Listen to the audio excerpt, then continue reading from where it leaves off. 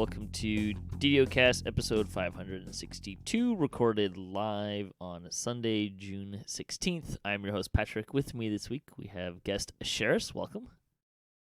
Hey, thanks. And this week should be much shorter than last week. We're not going to be here for 2 hours. No. This week's screenshot. Let's see. Clubber Lang descends from the towers into the cogs on the 419th screenshot of the week. Very nice. I did, regarding the screenshot of the week last week, someone did post how they did the rainbow effect. They used Bigsby's hands, very well placed, and then panned up so you didn't see the hands. It was pretty clever. Good use of Bigsby's hands. Well done.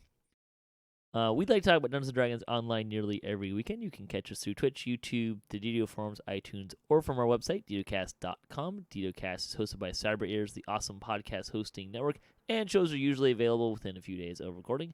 The next show will probably be next Sunday, and you can stay updated by following us on our social media pages or our website, DDOCast.com, with our calendar, which I'm being really bad about updating right now. On the podcast this week, a little bit of, we got a new patch, so we'll talk about that, some community news. Like I said, this is going to be much shorter. We don't have a list of all of the epic destinies changing. Yay. So, we'll jump straight into game news. Regarding epic destinies, Steelstar said, sorry for the length between updates, which, I mean, it was like 2 days, 3 days, so I'm not... But he said they've read everything in every ED pass thread. They're also working on other unrelated features while this feedback cycle is going on. There's been a lot of good feedback given. When we're able to put time back toward the ED pass, they'll be gathering up suggestions that fit both our balance goals and limited time frame and make some changes before the first Lemania, which is still a ways out. You'll be getting both the Lemania and live releases of Raid 2 of Sharn before seeing this on Lemania. They haven't done that step yet. They don't have further information at this time about what those changes will and will not include beyond things they've already said in other responses. So there you go. I think I said I'm expecting this probably won't drop until August at the earliest, probably August, September range. But you want to give your quick 2 cents on the Epic Destiny changes? Well, yeah, I mean, I'm excited about it. I think it's long overdue. I mean, when you think about when these came out and how long it's been since they've been touched and how much the game has changed, And how much of them don't work?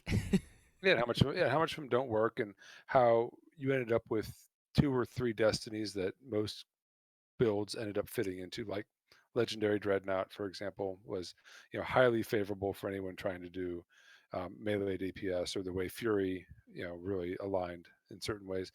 And yeah, I like that they're looking for ways to buff the other ones versus nerf the features that we've kind of come to know and love for the most part. And even like with Legendary Dreadnought, for example, they fixed some things, even though that's a very powerful destiny. The idea that the lay waste required the power attack and everything like that Yeah. really affected precision builds, and I think really kind of pigeonholed what were some really cool features and made. So I think they're on the right track with a lot of these. I like what they're doing. I like where they're going with it. I, along with everyone else, would like to see more epic destinies in general, but I think getting the ones that we have right now working and functional, so that there's a niche for each one, or there's a reason to use it. Maybe not you know making them all equal, that's too much balance to try and get to, but just giving it so that, hey, you can look at this and you can say, hey, I can see where at least 1 or 2 builds is going to want to use this, if not more. Sure. And then, what does equal mean for epic destinies, right? Like, Yeah, that's a huge question in and of itself. it is. But But I mean, there's a yeah, lot of those trees are gonna most of the trees are functionally just gonna be better, and yeah. a lot of different builds would potentially be using them, right? Mhm. So, I like what they did with Shadow Dancer. I mean, I God, think yes, Draconic's in a good place. I think that the changes to Grandmaster are an improvement. I think save I think EIN. yeah. The IN one, unfortunately, it was a negative. Primal Avatar, I think they were very clear that's outside the scope in terms of dealing with the Fixing, tree thing. fixing the tree is Yeah, that's really where that one's lagging behind. So, my personal thing would be I'm not sure the tree can ever really work, and it's a lag monster in my opinion. I almost would say, can you find something else you can do there that makes that tree interesting and makes that tree fit a number of different builds? Sure. But I don't know. Yeah. Yeah, In any I think case, I think we'd be Fate much better Singer's off. got nice So stuff. So yeah, it's definitely much better off. There's still a couple that I'm not sure I really like a whole lot. I think Sharadi still has challenges. I think that Magister, off the top of my head, I don't think that one's all that great. I think they did some good things with a lot of the other ones. So made it added yeah, some versatility. Although I think Blitz is still Blitz, and Fury is still Fury. So we'll see. yeah. That's why I said I think that's where a lot of the trees are kind of lacking, right? Like some epic moments are much better than others. Uh, Yeah. Blitz, EIN currently, Hmm. Fury, and then Reborn in Light, and the I don't Yeah. remember what the Unyielding Sentinel one is called. Uh, Yeah. Mhm. Turn the Yeah. Tide will be better, and will Mhm. be is pretty good. The other, but it's kind of middling compared to the others, I think. Uh, but the other ones are, I mean, not very epic momenty. No, they're not. They're So really not. Yeah, I mean, when you look through some of them, you're just kind of scratching your head and saying, when would I really use this? Especially on the yeah. sort of build that this tree is designed for. I think the Magister tree was one that I always looked at and thought, what are they doing with this? Not to pick on Magister or anything like that. Oh, pick on Um, Magister by all means. Magister's not a great tree. yeah, no, and Sharadi's epic moment as well was one that I never really got. Um, so I Yeah, don't the know. Sharadi one just isn't really like it doesn't feel very good, right? Like it just doesn't do much compared to the other ones. So that yeah. Yeah. Anyways, we spent like 3 hours talking about that last time. So let's talk about update 42 patch Okay. 2. That sounds more fun, right? Sure. Uh there's not a whole lot here, but the first thing, DDO store, Wish for Memories, a new item. Wish for Memories is an item you use in addition to the Heart of Blood when performing a racial reincarnation. When using a wish, you must select a race you own on the account. Upon completion of the reincarnation, you will gain a past life of the wish you used and not the race you previously were. So, example, you're currently a tiefling. You want a racial past life for a human. You want to stay as a tiefling. You purchase a wish for human memories to use in addition with the Heart of Blood to earn the human past life, but stay as a tiefling. You must own the race you want to earn the racial past lives on, and you must use the wish in addition to the Heart of Blood. I believe they're just under 1,000 points. They're not cheap. Uh, there are some issues with getting them to show up, like the right ones to show up correctly for people. But I haven't seen anything on the forum saying, "Oh my gosh, Wish of Memories destroyed my character." So yay. Yeah, I haven't used this yet. I mean, I think it's an interesting idea. I think there are certain races that are just problematic sometimes.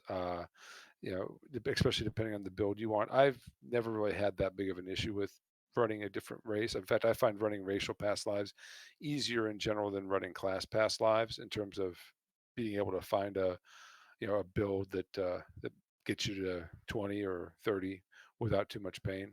Um, Sorcerer, Inquisitive, done. yeah, Pick yeah, one. exactly. Yeah, I mean, I'll even run uh, Warforged or dwarves on on charisma classes and things like that, and not really it doesn't bother me too much. Yeah. Um, for the most part, I think with Twink gear and we're generally okay on a lot of that sort of stuff. But it's a nice feature. I don't know that I'll use it all that much, but I kind of tend to prefer autos boxes to get past a race I don't like though. Certainly But takes that's less just me. time. Yeah. Mhm. Let's see. Well, I mean, it'd be a cheaper option if, but yeah, I think you're right. It Like is. I like think the it's a race great. doesn't factor into most builds. Like if you just want to go from 1 to 20 or even from 1 to 30, how big a deal is the race? Not that big, right? Like No. I mean, I'm glad they have it though. I think it's a great addition to the game. I hope they do something like that similarly for class classes, reincarnation. sure. That would be wonderful. Yeah. Mhm. I think where this will probably get more of its use is I finished my build. Hey, look, there's a new race. Yeah. Doing this past recarding from this character gives me nothing. I can buy this thing and I get a past life, and I'm one less I got to get. So Mhm.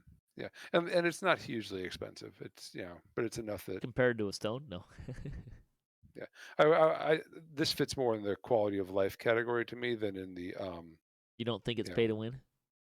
no. I mean, You still you got to still do have the to life, so yeah, you got to do the life, yeah. So yeah. I feel like it's less pay to win than a stone. So exactly. Yeah, as long uh, as those are there. they fixed a few things with Inquisitive Tree. The stone shoes way less now. But That's good. like, does that mean that they don't like pull you down to the water so fast? Or I don't know if I have a character that has them, but I haven't really played around with them very much.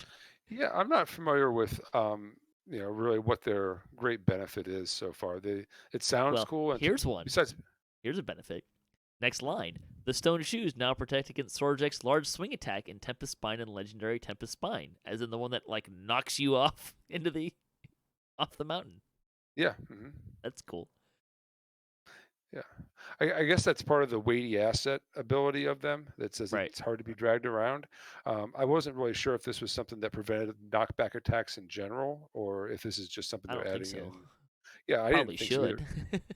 I mean, if it did, it would be a really great item, Yeah. and I would want to have it on all my characters. But um, Or just make sure to bring a set, put a set in the bank, and bring it when you're doing Tempest yeah, Spine. exactly. Hmm. Let's see. Mirror Shield now properly blocks elements. Sentient toolkits now appear in Sharn chests. Uh, a couple items that they fixed their borders and flags and stuff. The Arrow of Slaying no longer stops your movement when used. Any ability that makes you stop moving, not good. That's a bad thing. Yeah. Yeah, Epic especially Purifying Quiver now keeps better track of your bludgeoning ammunition bypass. Eh. guess that's one of the main points of it, so that's a good thing. Yeah, right. Let's see. Higher tier crafting materials are now found in Sharn sagas. Those are the ones that you get the tier 1 bits, and now you can get tier 2 bits out of the sagas. Yay. Have they adjusted the recipes yet, or is that still to come? Yes. I mean, they adjusted them in the previous patch. Okay, they I did. haven't seen Okay, anything about them. okay. doing- Yeah, I didn't. I know that there was some notes that they were going to do it, and I haven't actually done a whole lot of crafting since Yeah. then, so I wasn't sure. I'm still just gathering materials and gathering gear before I really craft anything. Let's see. Quest. They fixed an issue where the good intentions quest giver would fall through the terrain. Addendum on some servers. Yeah. They have a better fix, hopefully. Too hot to handle. They adjusted down the summon wraith ability of the Titan in phases 2 and 3 of the raid on normal and hard difficulty. Forge Wraiths in the raid will now stop afflicting players with Become Forge Wraith on death if a certain number of Forge Wraiths are already active. Yay. Yeah. Giant Forge Wraiths no longer heal themselves after being aggroed on an enemy after several minutes. That's fair. It was Yeah. cheating, but I like that. Forge Wraith Giants and Enraged Spirits will have less hit points in the normal and hard versions of the raid. Yay. The Lava Passage is now deadly to frogs. That's fun. Yeah, what would happen is there's a barrier in there that you have to kill everything before it to get through the barrier. But if you frogged something, like sometimes they'd like end up on the floor or something and wouldn't die. It would take forever. Forge Wraiths in all content were incorrectly applying a bludgeon fort save damage effect in addition to their fire and evil damage. That has been removed. Yay. Yeah, it's good. There's a new optional objective related to the puzzle of Pain in House of Pain that will make the Lady in Black come out of her hideout. Some jumping around is involved. What? Does she like not come out of her hideout until a certain Yeah. point? Is that what's going on here? There's been a lot of discussion about what makes the Lady in Black show up, because sometimes she's there almost immediately when you drop down. Sometimes you have to you're killing a bunch of guys, and it just her spawn rate or the conditions for her spawning seem to be unknown. I guess what they did was they put something in there that will force a spawn, so you can go to the puzzle and do something, and you can basically not have to work with that variability. All right. Galaztraz from the Thralls of Fungus Lord now has a greater variety of spells to choose from, and they did some stuff to prevent issues with the final fight. Sharn chests now drop slightly higher amounts of crafting materials. Yay! Yep. The Udyog boss in Scavenger Hunt now has its correct hit points, which I expect to mean he's not as much of a pushover. Yeah, I think so. There's a couple of miscellaneous things that I'm kind of skipping over here. Let's see. You don't care about lighting and texture work in Sunken Sewer? No. Or Butcher's Path, for that matter. There we go. That's the highlights. There's a couple other smaller things that aren't really that exciting. Bonus days. Here's something exciting. Double Commendations of Valor and plus 10 VIP bonus through today, June 16th. The sales for the week rise again, 20% off of reincarnation items, healing items, quest SP potions, quest elixirs through June 20th. I'm just gonna hazard a guess and say that the Wish of Memories are not on sale this week. Probably not. Coupon code, you can get 5 remove blindness potions with the coupon code See Again. Appropriate as it were, I suppose. Yep. Community news. Let's see, the 537th that doesn't sound right. The 337th Chronicle. Typed that wrong. Psycho Blonde has been working on a map of the cogs for DDO Wiki, so if you get lost in there, you can check that out. The Munchkin games began this weekend on Kyber. They've been doing that for several years. The Highlanders of Malkir did Mark of Death and Fall of Truth teaching raids yesterday. We got a shout out for T&D Kasplat 2 weeks ago. I'm not sure. Anyways, the comment, if you were forced to make a weapon out of food to defend yourself, what would it be? I'm going to use fruitcake and make a make a projectile. If it's one of those holiday ones, it could be really rough. Right?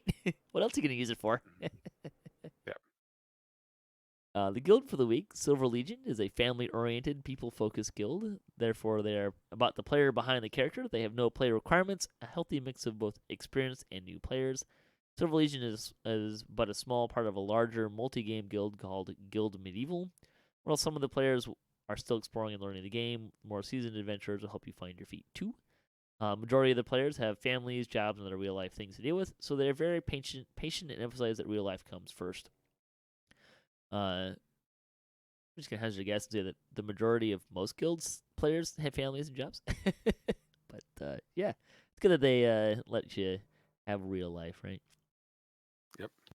DDO Players News had episode 226. Damsel DDO did some Sharn questing. We got a shout out for our last episode of DDOcast. Again, that if you want to know about all the Epic Destiny changes and you're for some reason skipping episodes, go back to that one. Arcot and I talked a lot about it. Sorry for the long show. Streamers even had episode 96, Raids Week 126 from Mickey's Delirium. DDOPL folks continued questing with Warforges. House of Grouse had a Cogs and Cogs episode or blog post. Doug Glendower on Kyber ran Bard Life. And you can watch Arcane Archer Ranger for Heroics in Dia de Reaper Con Hibernum. See, D&D night on DDO Stream News. We do continue to do that 7 p.m. Eastern on Sundays, concurrent with the recording of this episode, which I try not to do.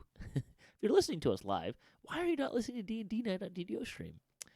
I know it's not for everybody, but we play D&D on DDO Stream's Twitch page, and we use Fantasy Grounds, our sponsor, virtual tabletop. That's a lot of fun.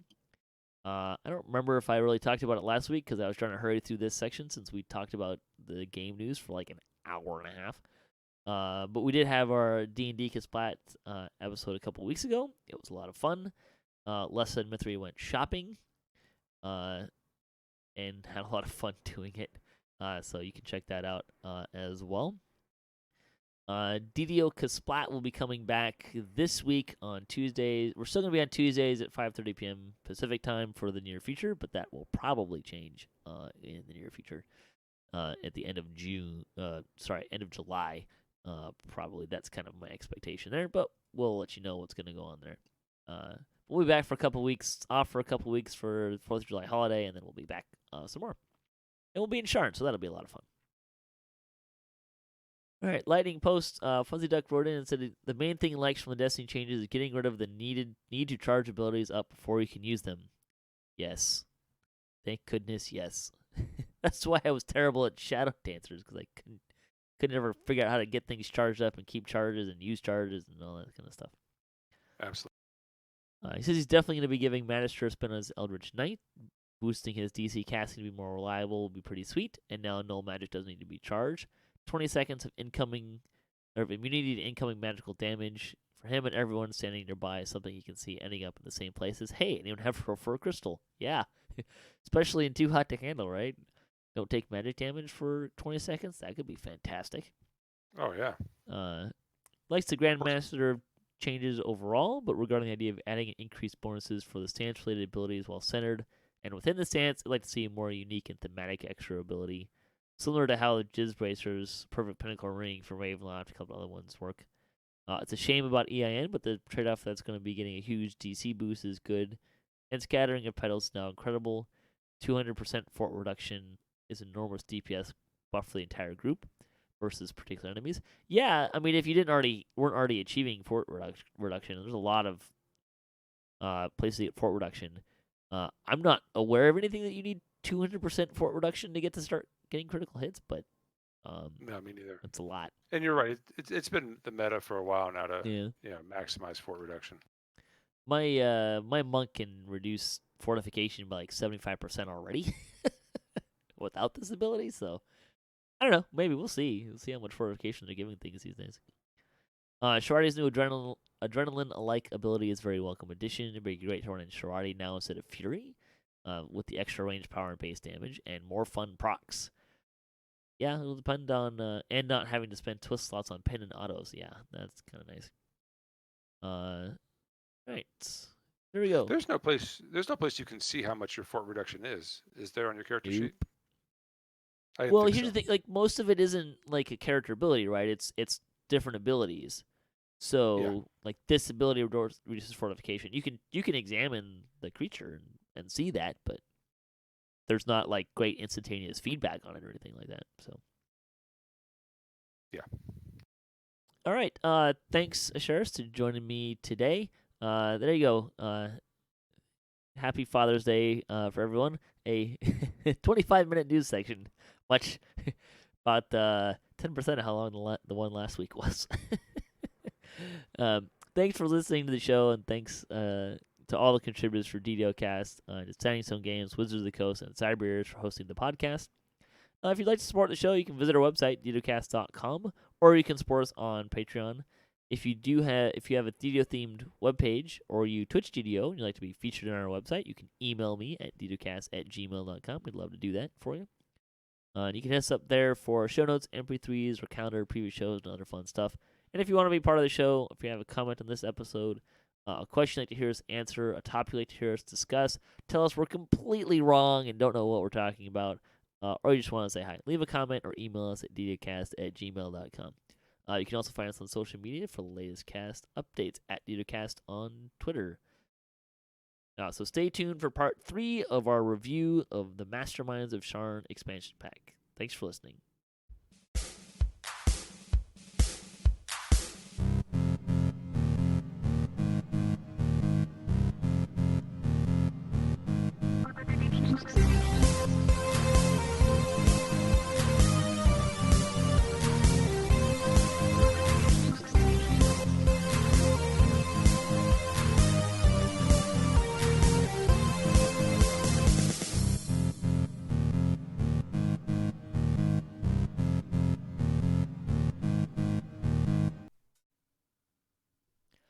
Welcome back to our Masterminds of Sharn review. This will be part 3.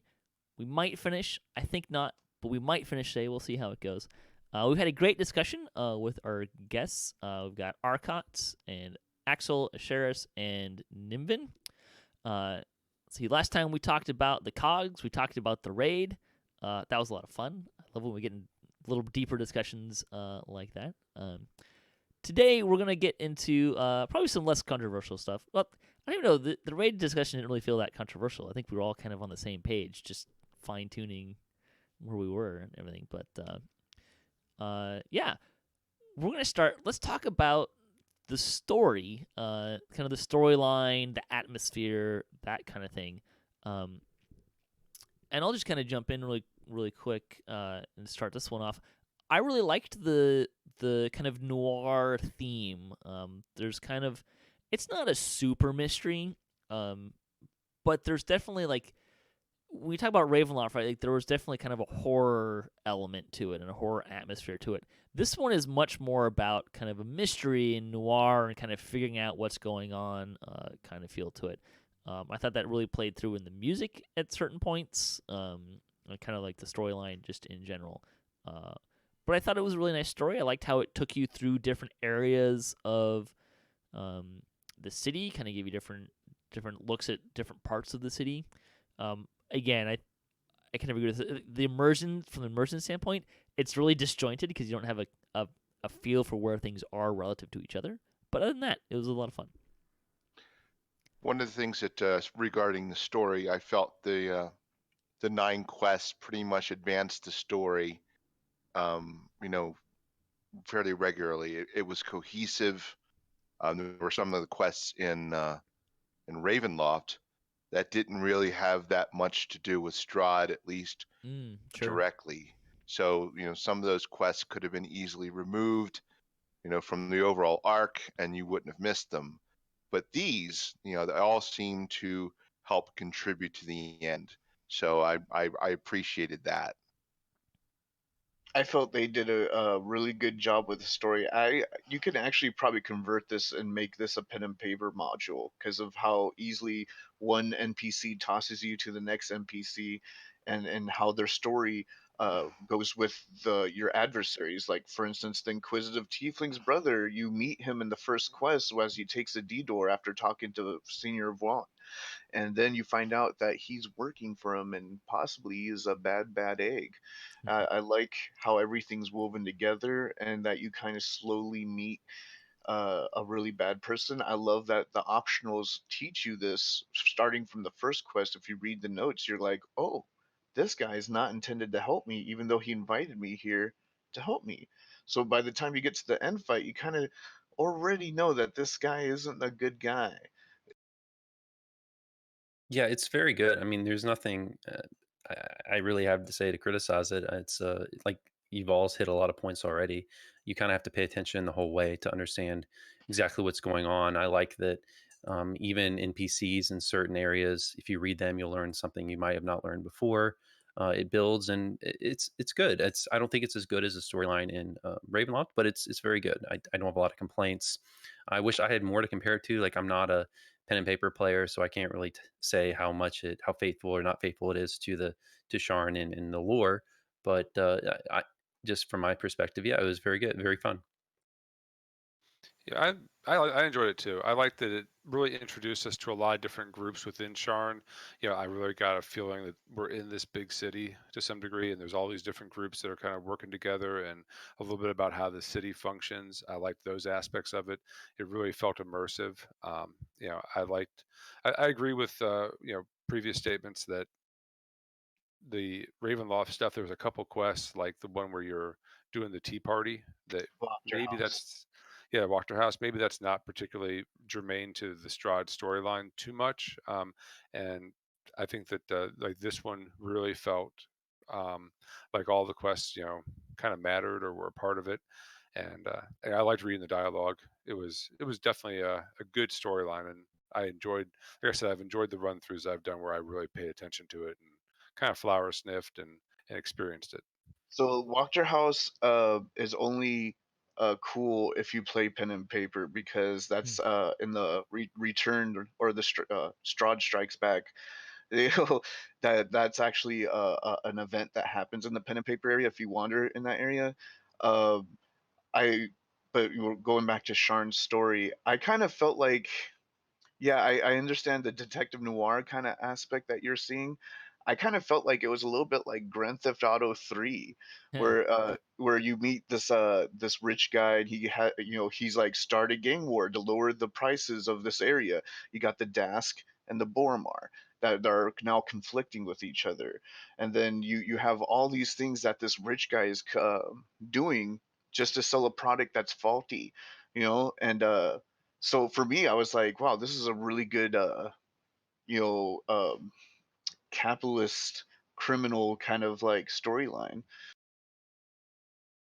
Yeah, I think the one kind of nitpick I have of it is when you get to the final fight, right? There's 6 kind of bosses. It's almost like Vaughn's kind of party, as it were, right? Mhm. My only real complaint is, like, you mentioned the Minotaur a while back. Like, you only really run into him in one quest, and only if you get there fast enough to see him, right? Whereas Yeah. Urk, you fight like 4 times before you get to the final. Well, he has a Jack Jibber's blade. Yeah, he dies. Right, you I still get fight. that. My issue is not that you fight him multiple times. My issue is that you've got these 6 bosses at the end, and of them, 2 of them you've only fought 2 of them before. But one of them you fought like 4 times. Like, you fight him in Red Rain, and you fight him in I'm mad that Just he got Jack Business, and Jibber's before I did. yeah, right. Yeah, I think one thing I'll say is that I think it would have been an improvement to the story if they kind of had some kind of big boss at the end, something where you're kind of working towards, some kind of more recognizable villain, like Ravenloft had with Strahd. That would help because it's like you go through the whole storyline and Sure. it just doesn't feel as fulfilling probably as it should when you finish it. At least it didn't for me. Yeah, and So I think part of that, though, is kind of what I was speaking to, of like, if you'd have fought some of these guys before, I think it would have been more interesting, and if they, as opposed to, here's this essentially an opposing party, because you've got a cleric, a rogue, an artificer, probably a barbarian, and a fighter, right? Like, you've got a party there that you're fighting, but you've barely seen the angel guy. Like, he shows up a couple of times. The tiefling you see a bunch, but you never fight him till the end. Like, that's where it disconnects for me. Is I think that well, fight would be more interesting if you'd fought more than Urk at that point. I'm pretty sure. Okay, so as a pen and paper player, Forge Wraiths actually have a huge background, and I love that they put them in there. Forge Wraiths are created by are wraiths that were created when someone dies in lava or a Cannith Forge, and Forge Wraith Wisps are created when a Forge Wraith kills someone. So I'm pretty sure Vaunt is not all the way dead. I think he's probably a giant Willow Wisp Forge Wraith kind of guy, and that we're going to see the whole group together in the second raid, and I think it's going to be Maybe. fantastic. That's a really good point. We do have another raid to come. Which, by the way, when we were talking about the raid last time, just so you know, a little quick tip: spawn screen is kind of helpful because Yes. the wraiths have that mechanic that if you die after being touched by them in a short amount of time, you become a Forge Wraith. So just let you know about that. Let's kind of add in. What do you guys think about the guest DMs this time around? Because we've got Keith Baker's in there, and then a couple people from, I don't remember what the program is. Anyone remember what it was? Well, there's a bunch of famous DMs like Satine Phoenix. She's like Right. Matt Mercer famous in the DM spectrum, and I loved that she was involved. I was actually really happy. I was kind of let down that Matt Mercer couldn't make it, but I understand he's famous and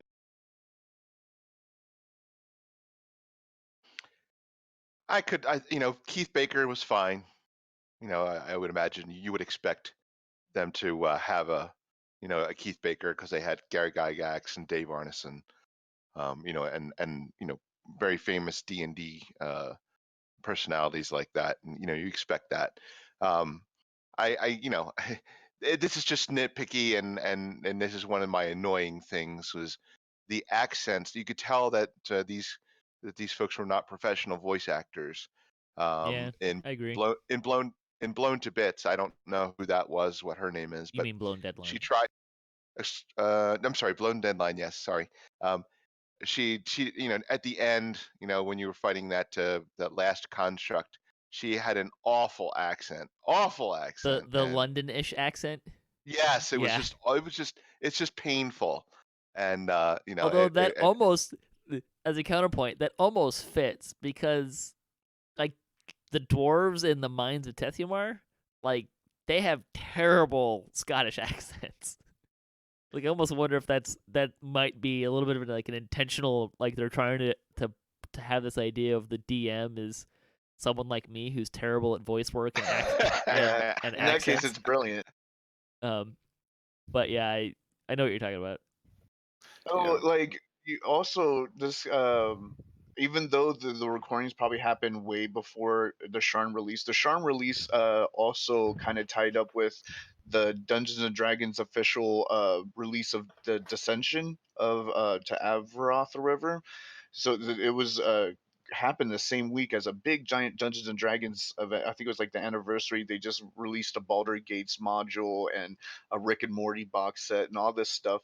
So like the fact that they were able to make it here and make this really special for us and then go and do some really amazing things for the pen and paper community, I really appreciate that they came out and like it's just really nice that they were able to make this expansion special and at the same time uh were able to do some really amazing stuff in their community too. Yeah, I agree with that. I think that the voice talent doesn't really affect me too much. I'm fine with whoever's doing the narration.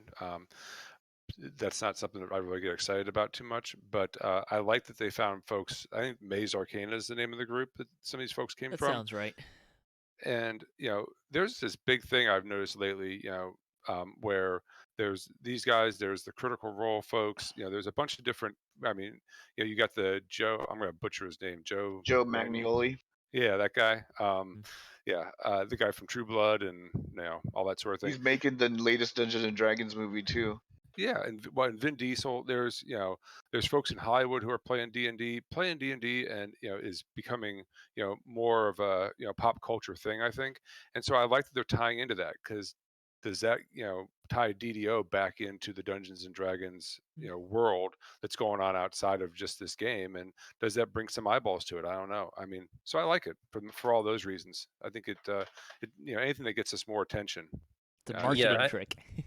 Yeah, Yeah, that's exactly what it is. Because Inquisitive just got re-released in Xanathar's Guide to Everything, and then we just get Inquisitive. So it feels like, and at the end of the Dissension to Avaroth, which was like a 3-day event for Dungeons and Dragons, had everyone there. They mentioned that the next hardcover book is Eberron. So I feel like Dungeons and Dragons, it works really well with DDO, especially when it helps them put out their pen and paper material to a wider audience. Do you want to yeah, jump in, and Axel? yeah, I'm kind of the same way as some of the other guys. It's not a big deal to me who does the voice acting. You could tell that the voice acting was done by people who weren't really voice professionals, but at the same time, I would rather them use the recognizable names and faces if that gets DDO more players, because I think that it's not a make it or break it thing to have for most players to have the professional voice actors in. I think we'd rather have the more players and the better connection with the pen and paper community. So it was fine. I mean, again, for me, I don't really care that much. I think I find just as a general rule of thumb with the DM voice work in DDO is there's kind of two ends, right? There's the one that pops into my head is Cry for Help, where you have this DM and you can tell that it's a DM doing these voices. Not great, but it really adds that pen and paper feel to it, right? And then on the other end of the spectrum is the one that really pops out is Death House, where you've got a professional voice actor doing amazing voice work that really adds to the ambiance. And when you hit one of those two notes, it really stands out. And otherwise, it kind of feels like it's fine, right? Like that's kind of where it tends to land for me. Yeah, I'm the same way. Like, there's a few different situations in the game where it really does add to it. Like, I think it's the portal opens the last Schindlerin quest. I can't remember I don't know the name of that voice Claiming the actress, Rift? but is that it? I can't remember. But yeah, the last quest, or the voice actress does an amazing job at the end of Sure. that quest, and that really does add to that quest. But I think for the most part, it's not a big deal. But yeah, I agree. It can add to it. Yeah. I would love to do some voice acting for SSG. Yeah, same here. I would love to do. I've actually pitched to him, I think once or twice, like we need, like you need an idea for a content, like just like put someone's voice in the game. Like, it doesn't have to be a major thing, but like people would fall over their heels to get a chance to do something like that. It would be nice if they release a pack to appreciate some of their content creators in the media, where we get to get a quest where we could DM or even a guest line as an NPC. Like, it would be nice to see Ginger Spice and Axel and Patrick and all that. Like, this quest is narrated by Axel, and I would flip out. I would buy that pack even if I wasn't like, I kinda would fun. spend money on that. Dude, to be honest, that would be a dream come true. So, Right? SSG, call me. Yeah. The one thing I will say Bring me. about the DM work in this that I noticed that was interesting to me. In Ravenloft, right, like they had character voices. Like whenever Strahd was speaking, Strahd was a character, right? This one, as far as I could tell, it felt like whoever was DMing that dungeon voiced the character. Well, in the beginning of the dungeon, they'll mention if there was going to be, like, for Encore, it was Satine Phoenix's vocals. So they Sure. mentioned that in the in the beginning that she was doing. But that was something that I noticed, that it didn't. There seemed to be less continuity with some of those characters, but it was kind of a small thing. The one thing, like, now that we're talking about Ravenloft, some of the voice acting, like in the last Sunrise, the girl that was like all over Strahd's brother in the pond, her, like, the way she rolled her like, it was over exaggerated. I think she could tone it back. Maybe a little bit. Strahd. Let's do this. Let's talk about the monsters, the new monsters we have in this, because I think we're going to need time to do a part 4. So we'll kind of have the loot be kind of the keynote of part 4. What do you guys think about the new monsters that we have? Dude, we got dinosaurs, freaking dinosaurs. Atiog. Atiog.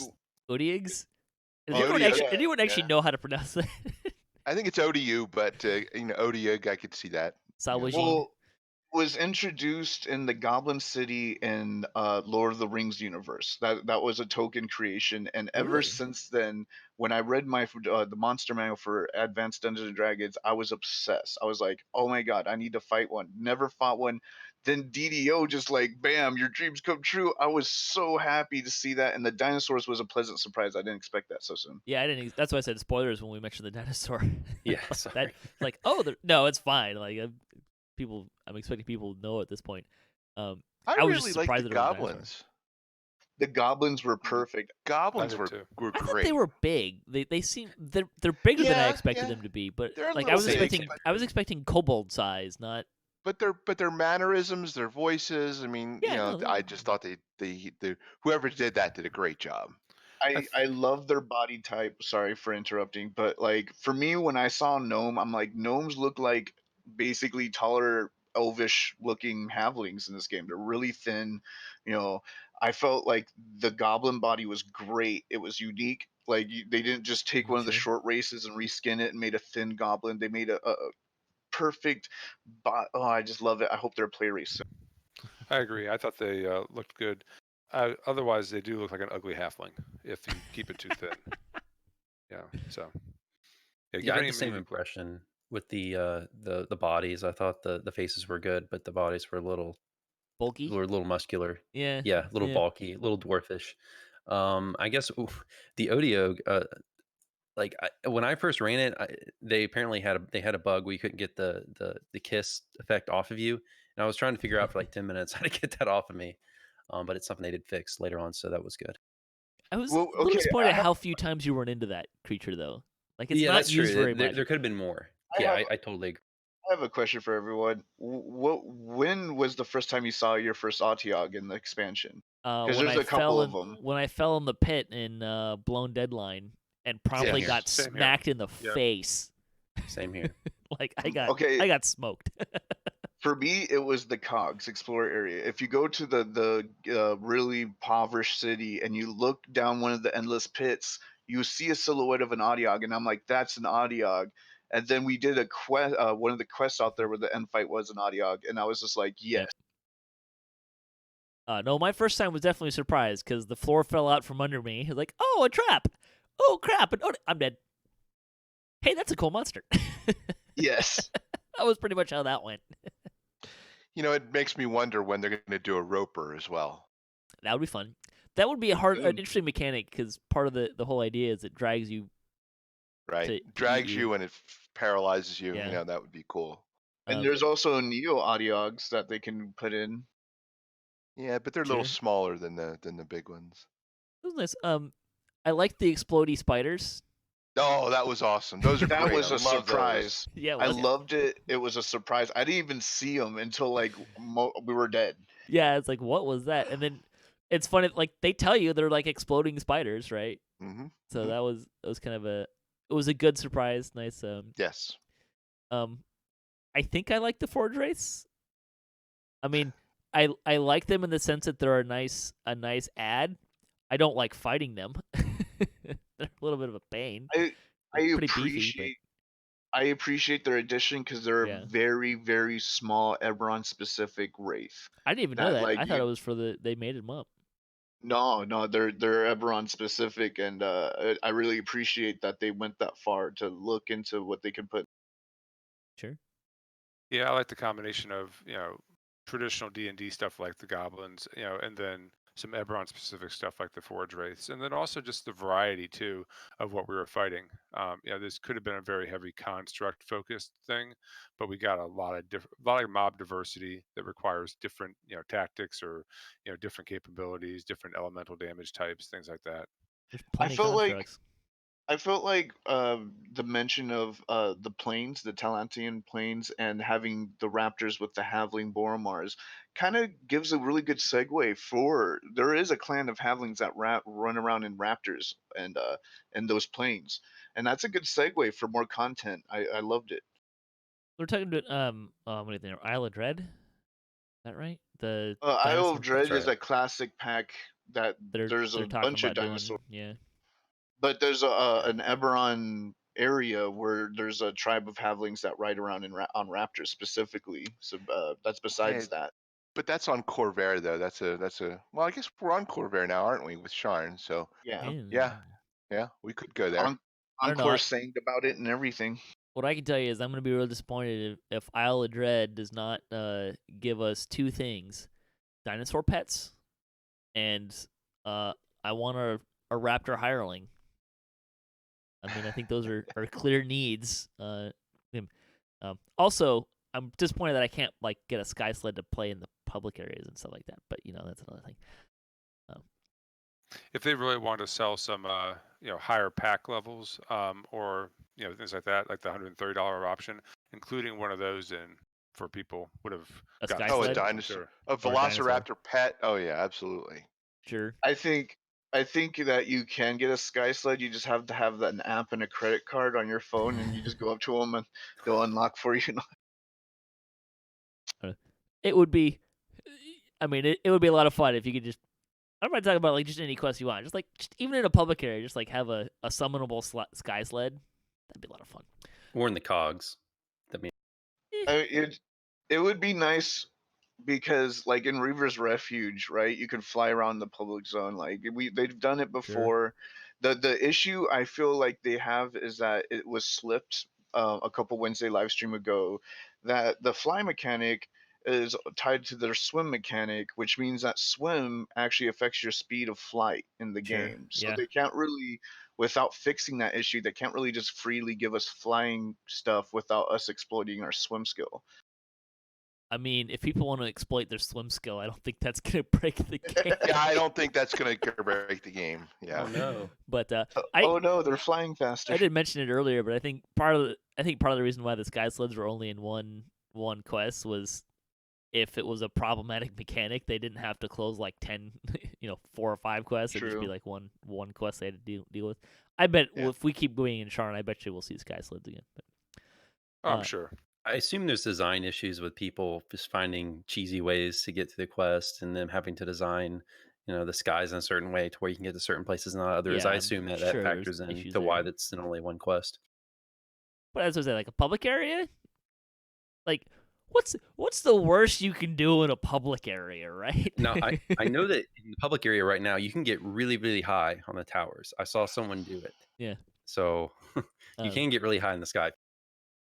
I think the worst thing that could happen in a sky sled in a public area is a ticket to the dungeon, the developer.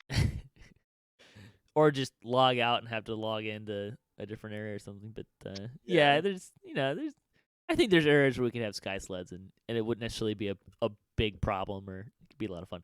Anyways, all right, we're gonna close this out and we'll come back for part 4. So thanks to Axel and Asheras, Nimvind, and Arcot for joining me today. Don't forget to check out Axel and Nimvind's YouTube channels. You can check them out and see what they're doing. Thanks for listening. Join us next time. We'll finish this up. Should be the last one. If you'd like to support the show, you can visit our website, DDOCast.com, or you can support us on Patreon. You can also find show notes, past shows, and more on our website. You can also find us on social media and follow us for the latest cast updates. I'm at DDOCast on Twitter. That's the best place. There's also a Facebook page, but Twitter is the one that I use marginally more in that regard. If you'd like to join the discussion or leave a comment, email us, DDOcast@gmail.com, or leave a comment anywhere you can find the video. You'll probably hear me read it on the show, because I do that a lot. Until next time, may all your attack rolls be crits, all your chest level appropriate, have fun, and don't forget to gather for buffs.